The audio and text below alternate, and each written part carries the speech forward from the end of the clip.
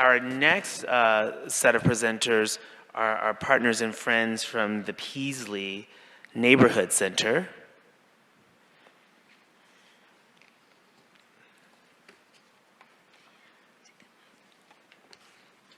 And we will turn it over to you. Thank you for being here.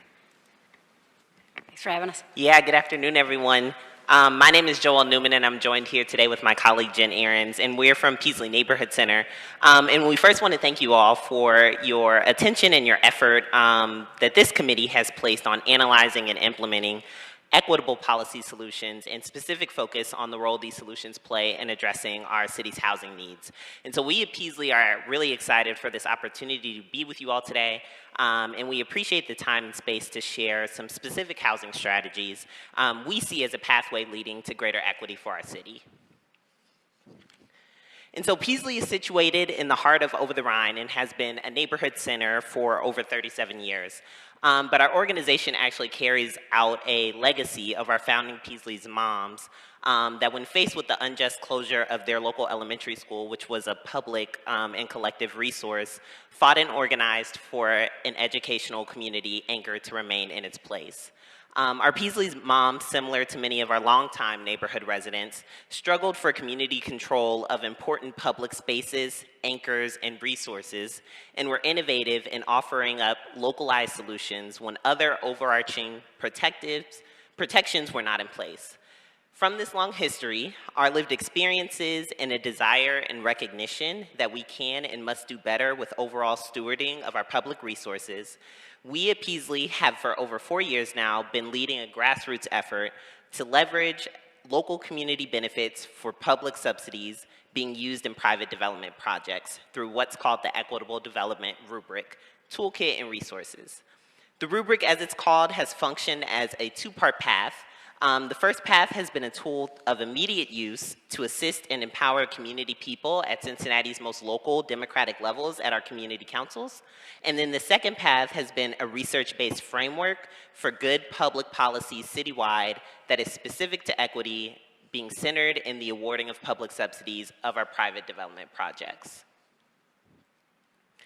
And so before speaking on specific policies, we want to center the conversation on the central problem and the specific need as it relates to ensuring that policies are addressing residents' needs in an equitable and impactful way. So the problem that is central to our housing needs is equity is not simply a byproduct of growth and development. Equity is not at odds with growth and development or a growing city. However, equity has to be intentionally built into our policy decisions and conducted in public businesses and how we choose to grow our city. While Cincinnati is an affordable city for many, there are still tens of thousands of residents who cannot find housing that is affordable for them. We know that this plays out across racial lines, and residents of color are disproportionately impacted by housing cost struggles.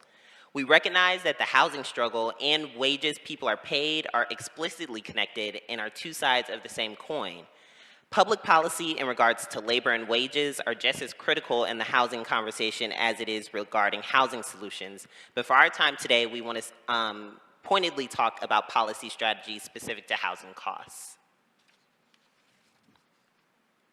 Our problem is not centered solely on supply and demand of units, as despite seeing market growth and increased development, the central problem of people with little economic means struggling to find housing remains unchanged and felt by many residents and families. This is because the private market naturally discriminates and on its own does not produce the units at the most needed levels. And because we have fallen far short in providing public alternatives, our cities, similar to cities across the country, are in a current housing crisis disproportionately experienced by marginalized people. Most resources that are used to develop housing at our city's greatest needs are from state and federal levels, but even these resources fall far short of meeting the need.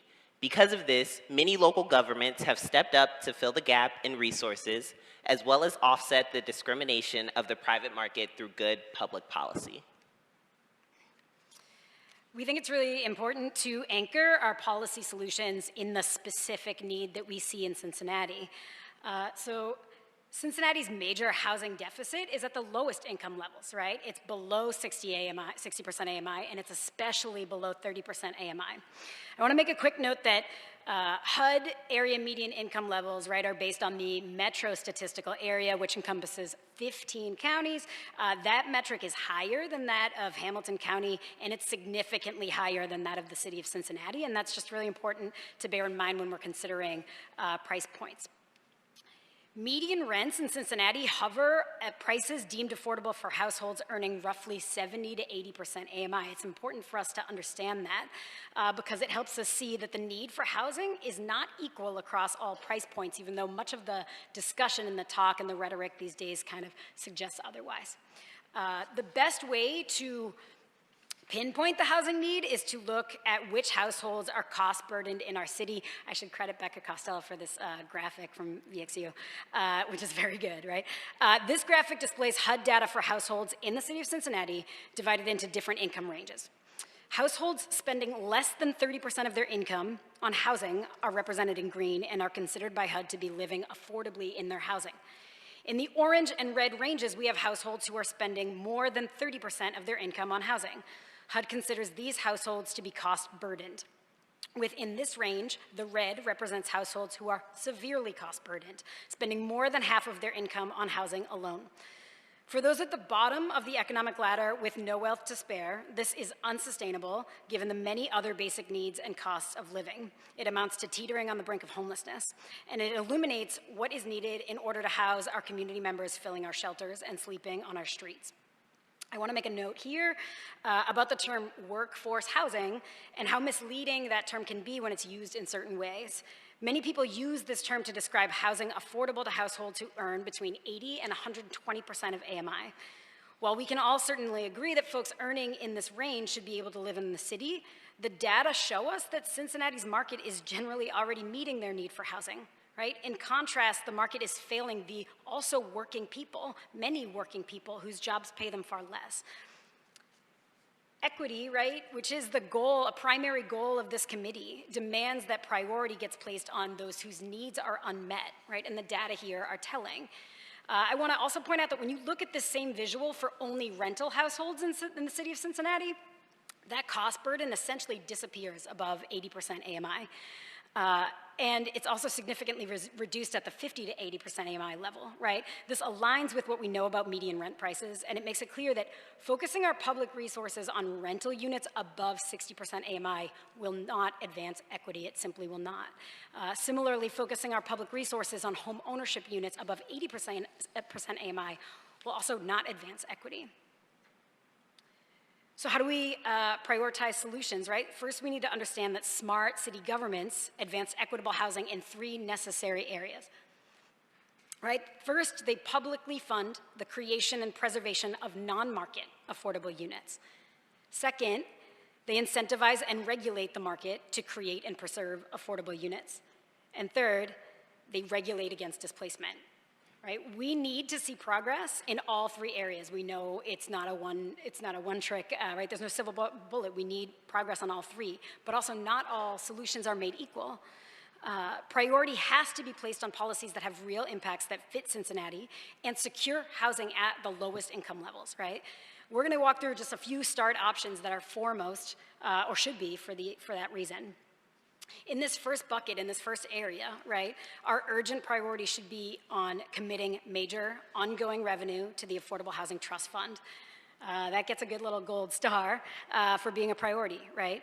Though extra private money is always welcome, this revenue must be public in order for it to be properly reliable. It must be enough to create hundreds of units per year. The units it generates should be made affordable in perpetuity, and the money must be in the form of grants, not loans, right? Grants are what's needed to produce the units at these low price points to fill that finance gap. We want to urge each of you to work with our coalition partners at Cincinnati Action for Housing Now to get this job done. There's not time to address this today, but we also want to acknowledge that we need to be working to develop and invest in community land trust because that's what it takes to do non-market housing well. In this second bucket, we know that our priority should be on an inclusionary housing policy. We're going to talk about details in one moment. But we also want to acknowledge that we should be fast-tracking already regulated affordable housing projects through our approval and incentive systems because we need them desperately. I also want to take a moment here to speak to the recent discussions that you all have been having on zoning regulations, right? It's important and good to consider how land use restrictions can function as barriers to creating affordable units. But it's also key to be very clear on what these policy options do and what they don't do. Removing barriers does not magically make investors start valuing and creating the units that we need, right, where the need is. Housing for working class folks has never been gained in any city meaningfully just by encouraging overall supply. That's not what does it. When it comes to maximizing density in our already dense areas or in our denser areas, it's best to exchange bonus density directly for affordable units by way of an inclusionary housing policy. This is because the value of that bonus density, which is a public value, right, if there's no strings attached to it, it doesn't ever get realized as lower rents, right? It gets captured by increased land prices or extra property value for developers. We can see this in the market projects that have been granted this type of zoning variance in recent years, as was shown in a map in your discussions recently, right? Those projects don't include affordable housing despite the variances they're getting. When it comes to creating potential density, though, where there isn't any, we do want to recognize, like our friends who were just up here did, that there are gains, there are potential gains here, right? So things like single-family zoning paired with very large minimum lot sizes, you have to look at those together, right, have long served to exclude working-class folks from wealthy communities. Cincinnati can and should do away with the current overuse of these barriers throughout the city, but it's also really important that these actions are not considered primary solutions to our housing crisis, right? They should be paired with priority efforts that actually create the units we need. And then lastly, this third area deserves a lot of time and focus that we can't offer here today, but we desperately need a good cause eviction policy. Yeah, that gets a gold star too. We need direct assistance for households facing displacement, and we need to explore smart rent stabilization policies like other smart cities do. Speaking specifically to incentivizing and regulating market development, inclusionary housing policies have been offered up by over 700 cities and municipalities with over 1,000 different programs as a viable baseline strategy in addressing equity in housing development. We want to acknowledge that on the surface, there can seem to be mixed research in regards to inclusionary housing policies, but just like any other policy, its value and impact is tied to the design and intentionality of that policy. So we want to spend time discussing what well-designed policies have to offer to the cities. This type of policy, when strongly designed and consistently regulated, creates affordable units at price points where the need is the greatest.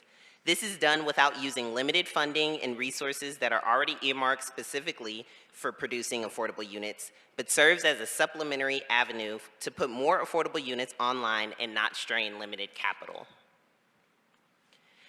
The in-kind supports that cities have to offer development projects have real economic value, and well-designed inclusionary housing policies balance attaching requirements to these supports that offset costs, but still capture public benefits felt by the community without negative impacts to the market itself. And these type of policies serve as an opportunity to intentionally tie equity to growth, addressing the inherent discrimination of the market while ensuring that there is a public return on the public investment. So there's a lot of talk about what kinds of cities can sustain policies like this or where they're viable, right? And if they're well-designed, they're viable in most places, right? We want to specifically draw your attention to Minneapolis and Pittsburgh. These are two cities that have recently established smart inclusionary housing policies. Why these cities, right? Their markets closely resemble Cincinnati's. They have looked at and have used various incentives, not only bonus density and zoning, right? They have studied, tested, and analyzed economic feasibility. They've planned around geographic differences in their markets, right? We know that the market is not the same across an entire city, especially in cities like ours. And they've had successes, garnered wide support, and made plans to expand. I want to point out that in just over 2 years, Minneapolis's policy has made requirements of 13 market rental projects. In compliance with the policy, these projects have created 212 housing units priced to be affordable to households earning no more than 60% of area median income. It has also generated about $5.5 million in lieu fees to the cities, directly into the city's Affordable Housing Trust Fund. These figures do not include otherwise regulated affordable housing projects, things like the state and federal pass-through dollars. These gains have come at no direct cost to the city, since all 13 projects chose a compliance option that does not draw upon available TIF assistance that's built into their policy if you do higher proportions. There are many more projects and units in the pipeline in Minneapolis. And then also in Pittsburgh, right? In September of 2019, Pittsburgh established a pilot inclusionary housing program in one of its neighborhoods. It made that program permanent in 2021. Even through the pandemic, which is the vast majority, right? Like the end of 2019 to today. Even through the pandemic, right? That program has generated 40 units available to households earning no more than 50% AMI. And 3 months ago, Pittsburgh's Planning Commission unanimously recommended that the City Council expand the program to include 2 additional neighborhoods within that zoning district where that policy would apply. I just want to, just for the sake of comparison, look at Cincinnati, what we've created on that front, right? So Cincinnati has created and preserved an annual average of about 30 units priced at or below 50% AMI, according to the administration's recent report, right? These units are funded by federal and state pass-through dollars. With a similar policy to Pittsburgh's, right, Cincinnati could likely be more than doubling that production at no added direct cost, simply by better leveraging the public incentives typically given away for free, right? Pittsburgh is doing that with their tax abatements, right? You could argue that Minneapolis is 1 tick ahead of Cincinnati in market strength. Pittsburgh's 1 tick behind. If Pittsburgh can do this, then Cincinnati can do this well.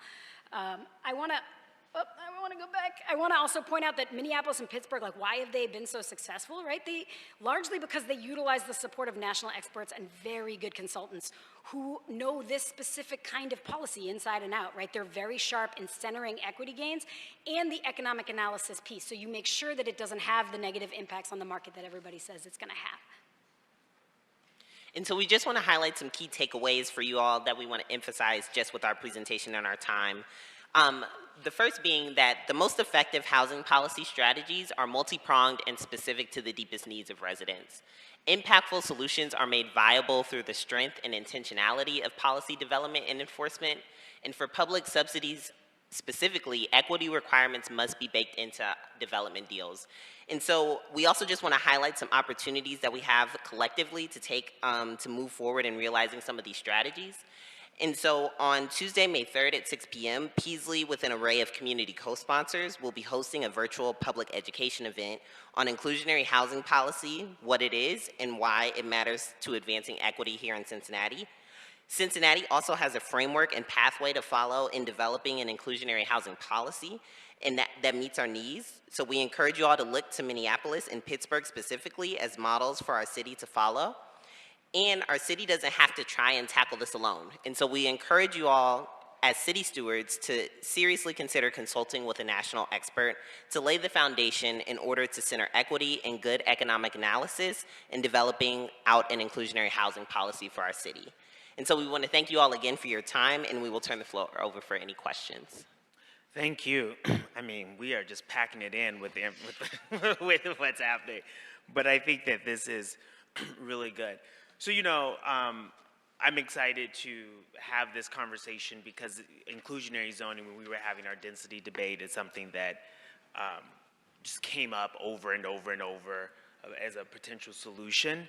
I think that my general sort of response is I worry about our housing market being able to absorb a policy like that, but I pride myself on being someone that's just not stuck in a response just because that's how I feel. So really wanted to be able to have an opportunity to unpack why I am sort of landing in that space. So with that said, I would love to turn it over to my colleagues to ask some questions, see what comes up for you, and what you think. Mr. Jeffries. Thank you, first of all. I love this slide here, the one on cost burden. So a couple of observations and then just one question, and I only do have one question. First of all, I appreciated the comment, what are we solving for, which is below 60% AMI, because I think we have to start there. Like, what are we solving for? And when I look at this, like if it is just you're solving for severely cost burden, which is basically 24,000 just for below 50 AMI. That's you need 20. That's units for those 24,000. Because of course, throughout this whole debate, there's been a lot of discussion. How many units do we need?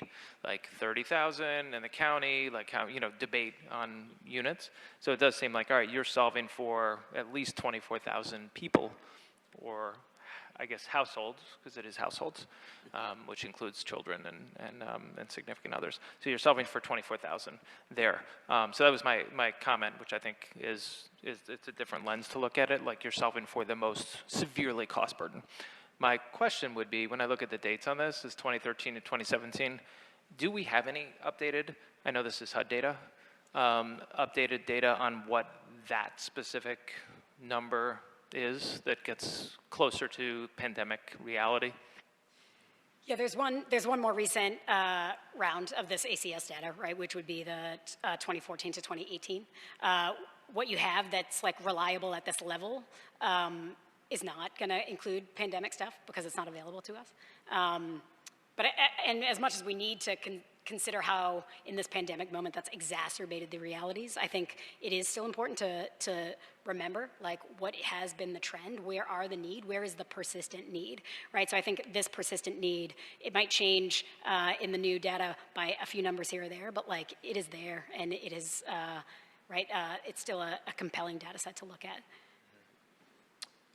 Councilman Jeffries, I appreciate that because I also have been thinking about this number in this chart too, and I wonder how much of this, of the severely cost burden number is impacted by wage increase and thinking about those pathways, right?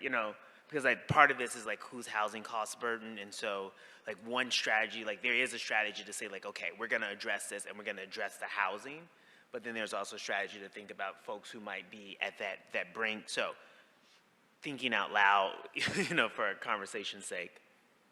Councilor McKeating? Yeah, thank you. Appreciate the time and presentation. You gave some numbers for Minneapolis in terms of the number of units, but I was curious if you have the number of net new units compared to previous years. How many more units are actually coming online? Is that an increase in percentage, decrease for the market, housing market across the board? You mean new market units coming online for Minneapolis during the course of the all housing units across the board compared to before this policy? Yeah, so you can, Minneapolis actually has a pretty cool dashboard that is specific to their inclusionary housing policy to show the outcomes. So they do track some of that stuff there. I don't have it in front of me, but you can easily find it online. But they have a dashboard for that. They do, yeah. What that will show you, I think, is the market units that came with, I think it will give you that bigger picture, right? It will show you that the market units that came within those projects that were held to the requirements and that rendered those affordable units as well. But it will also show you units that are in the pipeline, and it will show you units within projects that they have sort of like a phase-in program process for their inclusionary housing policy. So they'll show you sort of projects that are currently exempted from the policy, but that will fall under it eventually. So you can see those figures. If your question is more around like how does this policy impact what market units are getting built, and does it slow or stymie that market development? I know that's a question that folks typically have around inclusionary housing policies. I do think we shared with a few council members a study that has looked at like where the best research has been done on that, and right there, and showing that like there's a fear that it's going to slow the rate of development, and there's a fear that it's going to increase the prices of market rate housing, right? And the best research that's been done robustly on that disproved those theories or those fears, right? Like where inclusionary housing has been done well and has been done the longest, it hasn't had those impacts on the market, right? And I think just looking at the pipeline of what Minneapolis has online, right? Like it's not like, oh, we put in this policy and things are drying up, right? Suddenly everybody's taking their business elsewhere. They're going to the next the next city over who doesn't have a policy like this. Like that's not what they're seeing. But I would encourage you to look at that dashboard. I think is really illuminating. So, because one of the things that I found is the number of units or permits pooled to be able to build new units has actually dropped 30% in Minneapolis. So I was curious, because like right now, if we are seeing it's easier to build single family and it's harder to build smaller multifamily units here, we're getting a lot market rate. We don't have enough affordable, capital A affordable. But if we flip and then we make a lot more capital A affordable and then we shrink market rate, we're not overall increasing the supply across the board, which we need to be able to do to be able to raise both levels. And that's my biggest concern there. For Pittsburgh, how many areas, neighborhoods do they have inclusionary zoning? And how long has it been so we can? It's currently only one. It's currently one neighborhood. Again, it was piloted at the end of 2019. It was made permanent in 2021, and they are right now proposing to expand it to 2 additional neighborhoods so that it would encompass 3 different neighborhoods.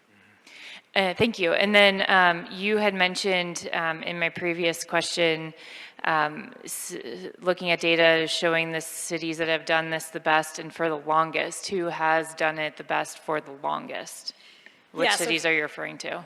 For the longest, right, it's going to be more of your coastal cities, right? Most of the data, if you want to look robustly at, if you're going to do research on inclusionary housing, right, the easiest place to look is going to be California or like Massachusetts, places that have used some policies like this in a broad way. The downside of comparing with that data, right, is people are going to say like, oh, well, Cincinnati's different, right? Cincinnati's not Boston. But in terms of looking at the market effect that inclusionary zoning has or inclusionary housing has, I think that overall dynamic is illuminated by that data, right? So it's not going to necessarily tell you what precisely is going to happen in Cincinnati, but illuminating like how does inclusionary housing, if done well, how does it impact the overall market? I think that question, the best answers we have for that question is that it doesn't have a negative impact, and that dynamic still holds even when you look at other cities, as long as the way the policy is designed fits that city, right, or fits the need. I appreciate Mr. it. Chair. Yes, President Pro Tem Parks. Thank you so much for your presentation and for your time tonight. I'm sitting here thinking, does inclusionary housing policy, would that include form-based code? How does that work together? Or does it, can it? Yeah, I think it can. I mean, each policy is different. So what you include in a policy for your city, most of them include bonus density, right? Most of the programs across the country. Not necessarily all of them, right? Pittsburgh and Minneapolis, because they're similar cities to ours, the bonus density only gets you so far, so there are other sort of incentives on the table that they look at. So where they would overlap, right, you'd have to look at, with form-based code, what are the upper bounds on density, and is there still a bonus to be added into the mix in exchange for affordable? So I don't think that they would necessarily work against each other. They're just 2 different tools. I can't tell you of a particular city where I could say like, oh, this is exactly how they overlay. But yeah, I could look into it for sure and try to get back to you. This is not on. Okay, thank you. Sorry. No, this is great. So there are just 2 things that come to my mind. And so the first thing. Mr. Chair. Yes. No, please. So, as we think about our city in each unique neighborhood and our strong community councils, the way that they have input and, they strategize for their own neighborhoods. In thinking about this, because what we want to do is get away from the project model. And so we want housing and density where everybody, lives together and does different things. But I think that giving the uniqueness of each neighborhood,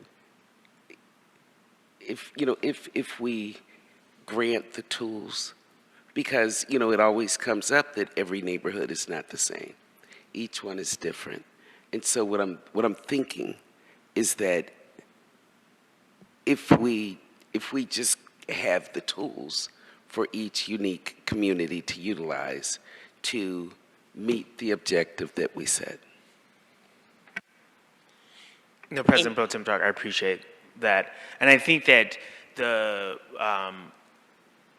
and my hopes, right, is that in doing these sessions and providing this information as we are all individually thinking about our responses, that we're able to bring that lens and then have the, you know, the ability to then think about policy. And yeah, if I could just add to that, the work that we've specifically done with the rubric is intentional on community engagement. And we intentionally designed it around the 52 community councils or the 52 neighborhoods in mind.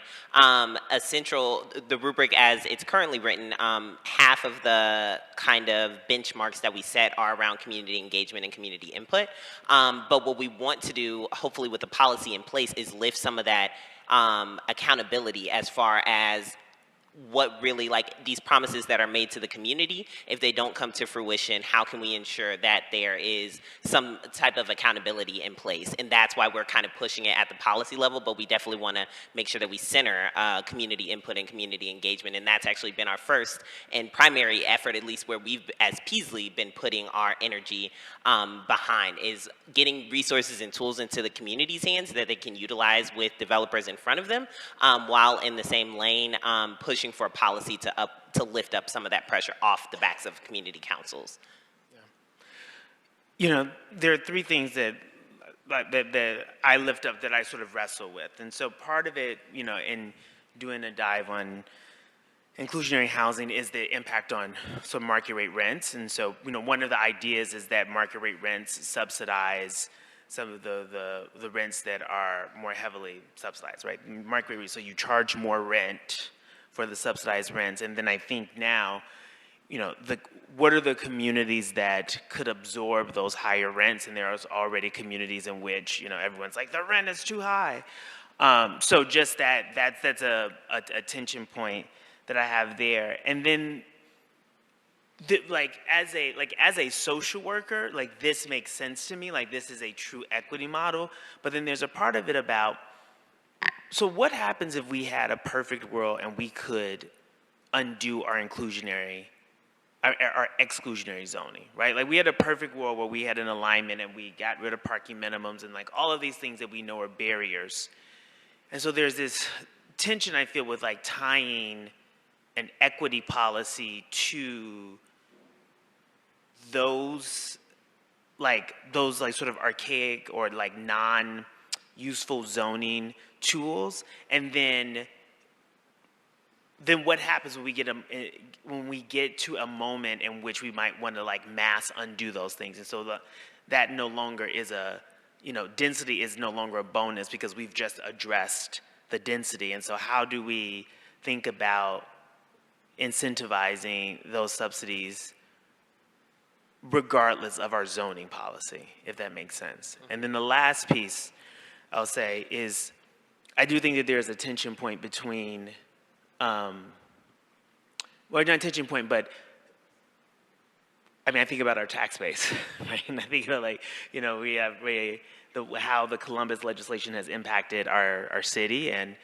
so I feel a real need to grow our tax base at all income levels. And so what does it look like? And not to say that it's not possible to do both but these are just, again, I'm thinking out loud. As I think about if we construct policies, those are, like, three very prevalent tension points I have. Mm-hmm. Let's do a few more questions and then we'll go to the next presentation.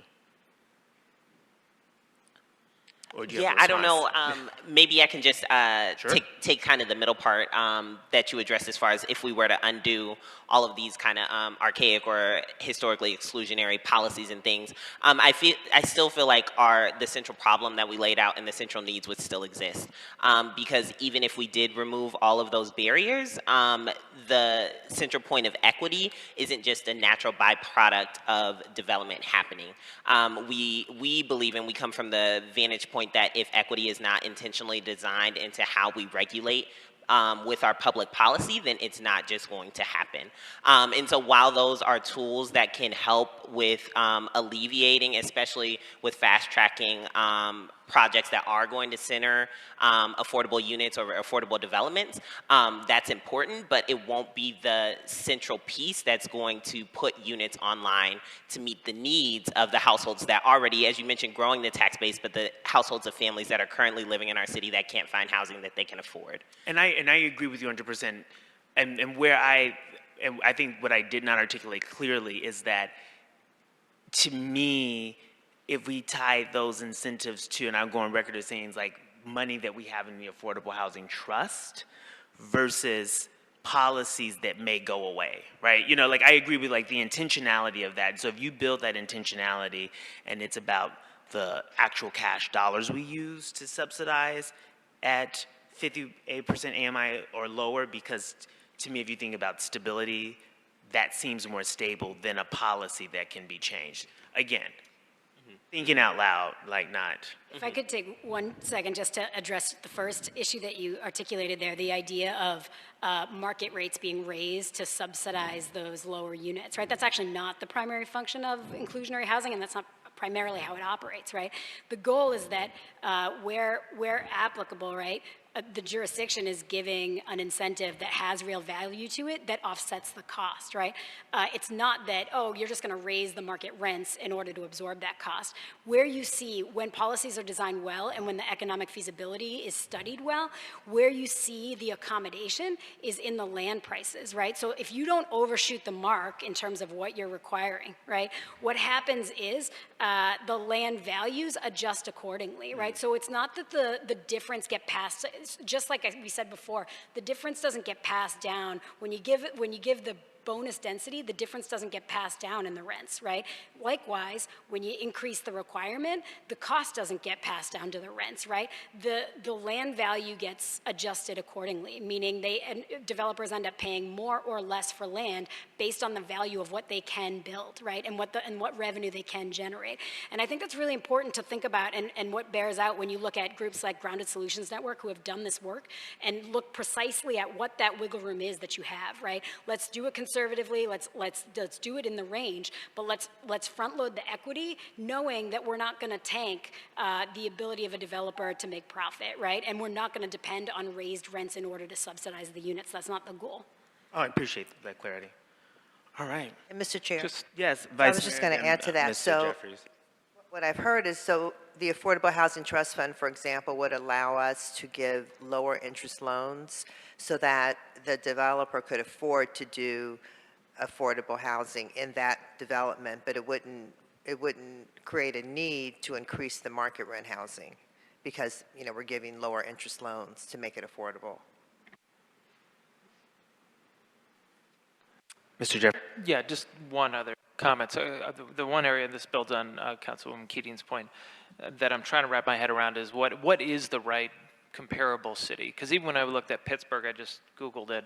I mean, they lost 13,000 people, like the largest population decline of any metro in 2020 to 21. So I'm trying to think of like, okay, what is the right model of a growing city that has older housing stock, and what can we learn from that? Obviously, there are a lot of factors that go into population decline, you know, not just housing availability or whatever, but do you have any other thoughts on, as we think, like, what should the principles or criteria and what cities do fit that, separate of the two examples you have here of older housing stock, growing population? I mean, I think the thing is, Councilmember Jeffries, it doesn't exist. right? It does, and to both points, that should not be a barrier to how we proceed. I think that in any of these solutions that we are thinking about, from inclusionary zoning to density, that we're never going to get an apples to apples comparison that, says like, yes, this is the right way to move forward. And I think it's really about, it's a values sort of based and sort of, and at least that's what I get from it, right? When you were saying like, look at Baltimore and look at California and look at Boston. Yes, no, we're not those cities, but, right, you're gonna always have to do a little bit of like imagining. Yeah, and I think that is the point. I think it's a great point, that there is no perfect apples to apples. And maybe that's inclusion. You just have to pick learning from different cities, and maybe it's not as relevant because we have different circumstances, but what can we learn that we think may apply to us? And I guess that's maybe the conclusion. I'm gonna give the last word to you, and then we're gonna wrap up. Well, one thing that's exciting is that there's enough to go on, right? Like nobody's going to write Cincinnati's policy for Cincinnati so that we can just like say thank you and take it up, right? But looking at how the process of how the design works, right? Looking at how the economic feasibility is considered. Those are processes, those are practices that we can take and use ourselves, right? We don't need somebody to write the policy for us. We need to emulate what has been done well in smartly in the design process in other cities. Yeah. Thank you so much for this. Thank you. No, thank you so much. This is great. All right.